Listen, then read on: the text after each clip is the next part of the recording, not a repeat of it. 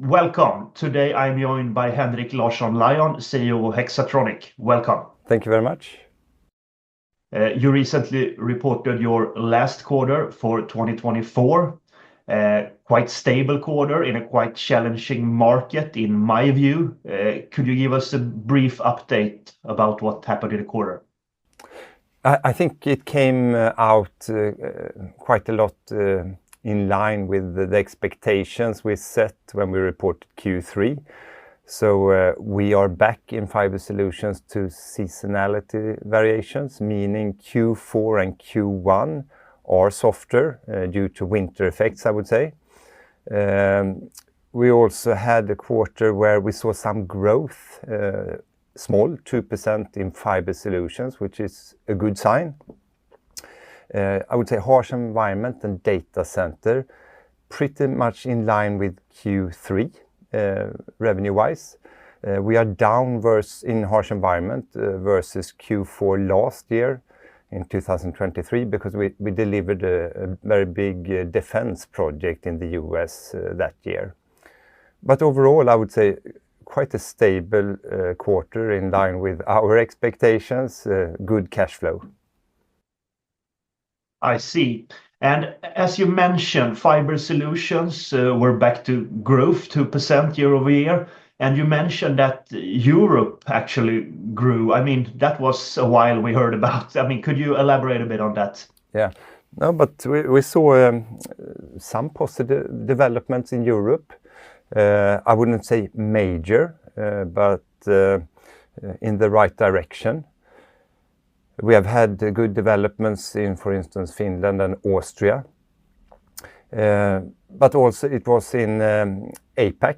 So we had a project in Micronesia, but also good sales in Australia this quarter. Okay, I see. And considering your outlook, particularly within Fiber Solutions, as far as I understand, the outlook is roughly unchanged compared to last quarter. Is that correct? And could you elaborate a bit on your outlook and what it's based on? No, and it's true, I would say. If you look at Q1, I also already mentioned the seasonal effects for Fiber Solutions. It's winter quarter. It's lower demand in the Nordic or Northern Hemisphere. Then we say we are cautiously optimistic about 2025, and we start to see some positive signs of more projects being quoted, more activity. I would say especially in North America. I think that's where it will start to go first. And if you look at the big players in the American market, Verizon, AT&T, and so on, both have made bold statements of building a lot. And I would say that's driving the whole market. So we start to see some positive signs of, Fiber Solutions coming back to a growth scenario. Interesting.